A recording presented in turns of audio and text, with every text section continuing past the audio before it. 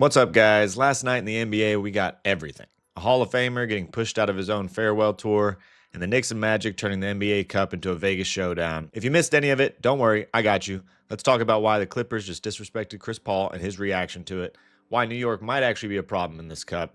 So strap in, make sure you hit like, subscribe, drop your hottest take in the comments as we go. Let's start with the pure chaos in LA. First up, Chris Paul and the Clippers. The way this has played out is honestly wild. The Clippers, in the middle of what was supposed to be his farewell season, basically told him, yeah, don't come back.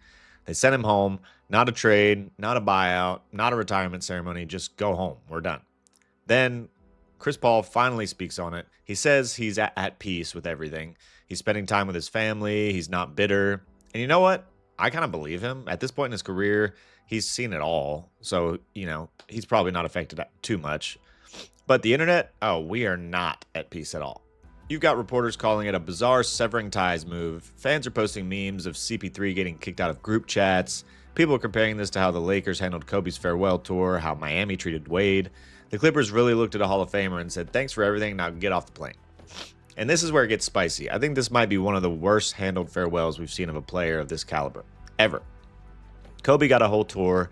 Dirk got love in every arena. Even guys like Melo got at least that late career respect from fan bases. But CP3, he gets a push notification that he's being sent home while he's packing for the next road trip. It's nasty.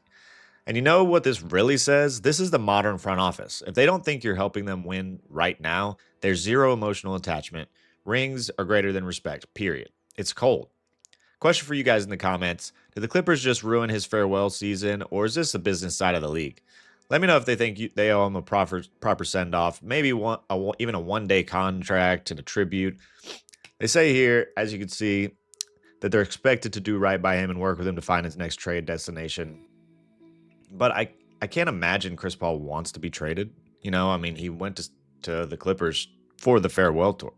So I can't imagine that this is what happens, but they say they're trying to work with him. So we'll see what happens there, and I'll keep you guys updated. Speaking of teams actually trying to win something right now, let's talk about the Knicks turning the NBA Cup into the Brunson Showcase. Next up, the New York Knicks took the Raptors, rolled them up, shipped them straight home from the NBA Cup.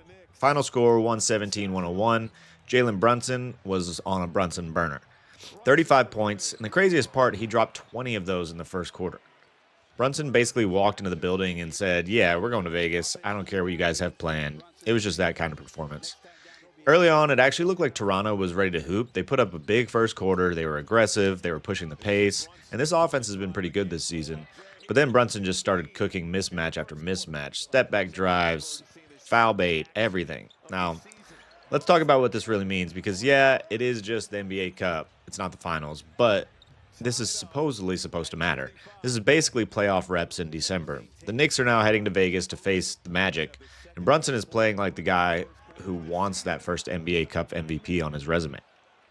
You've also got the bigger picture. This Knicks team is not just a cute second-round team anymore. Brunson's a legit star. The supporting cast has size, toughness, shooting. You get them in single-elimination environment like the Cup, that's dangerous. Now, on the flip side, Raptors fans, I'm sorry.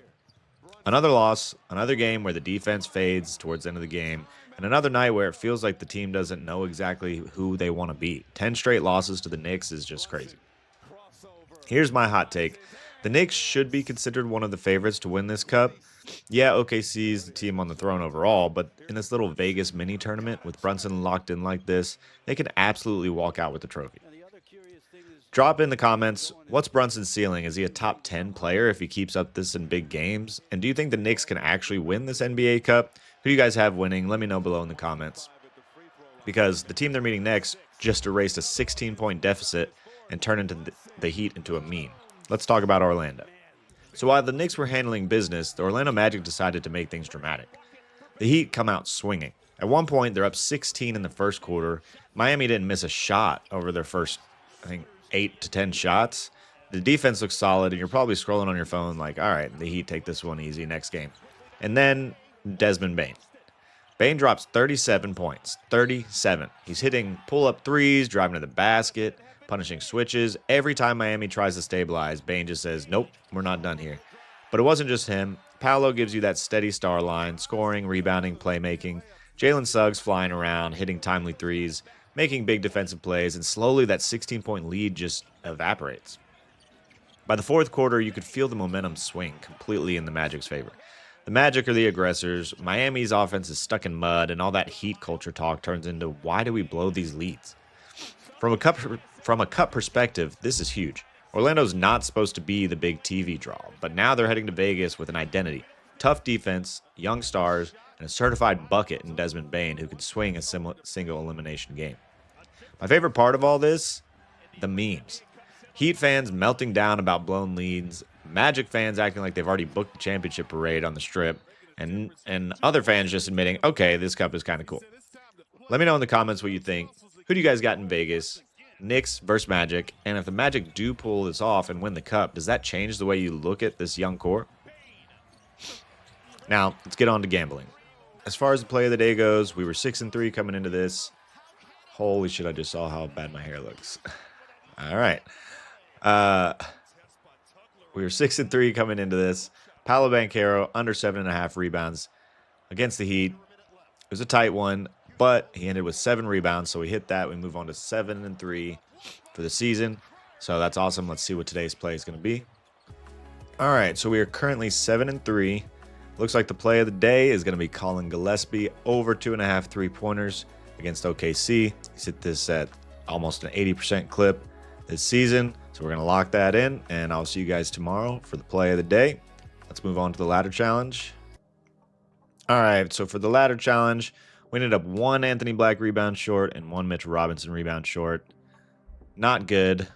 Losing on the first day is not great, but we're going to lock back in and see what today's play is going to be. Going to lower these down on FanDuel.